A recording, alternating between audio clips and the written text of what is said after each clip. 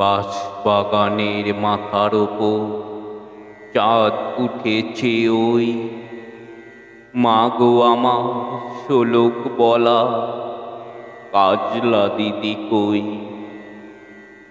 পুকুর ধারে লেবুর তলে থোকায় থোকায় জোনাক জলে, ফুলের গন্ধে ঘুম আসে না, একলা জেগে রই।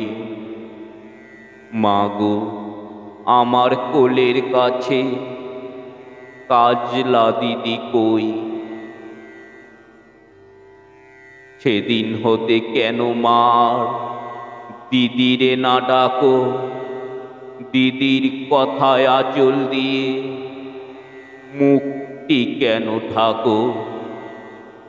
খাবার খেতে আসি যখন দিদি বলে ডাকি তখন, ও ঘর থেকে কেন মা আর দিদি আসে না কো।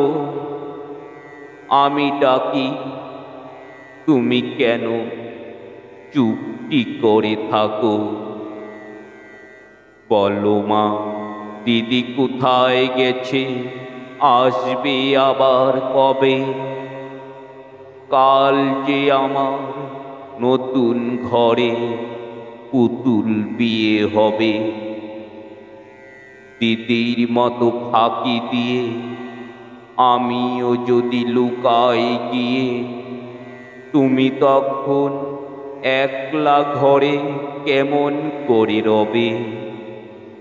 আমিও নাই দিদিও নাই, কেমন মজা হবে। ভুই চাপাতে ভরে গেছে শিউলি গাছের তল, মারাস নেমা পুকুর থেকে আনবি যখন জল।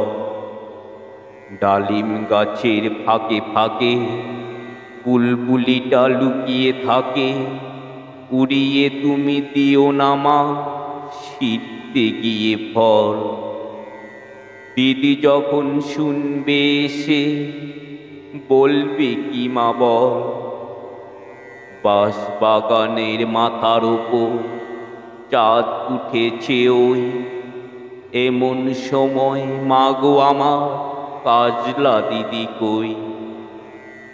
লেবুর তলে পুকুর পাড়ে ঝিঝি ডাকে ঝোপে ঝাড়ে, ফুলের গন্ধে ঘুম আসে না, তাই তো জেগে রই। রাত্রি হলো মা গো আমার কাজলা দিদি কই। আমার কবিতা আপনাদের হৃদয়কে স্পর্শ করলে আমার চ্যানেলটিকে সাবস্ক্রাইব করবেন ও বেল আইকনটি প্রেস করে সাথে থাকবেন।